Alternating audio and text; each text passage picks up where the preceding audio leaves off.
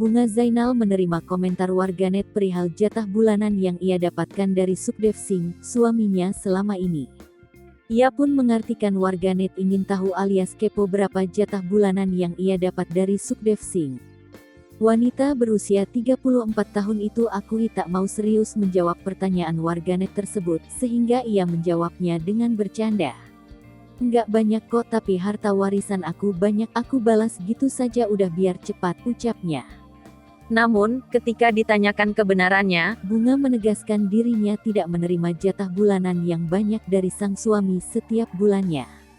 Bunga Zainal mengatakan ia mendapat jatah bulanan yang banyak dari Sukhdev Singh, ia pasti akan fokus menjadi ibu rumah tangga saja dan tidak akan bekerja di dunia entertain.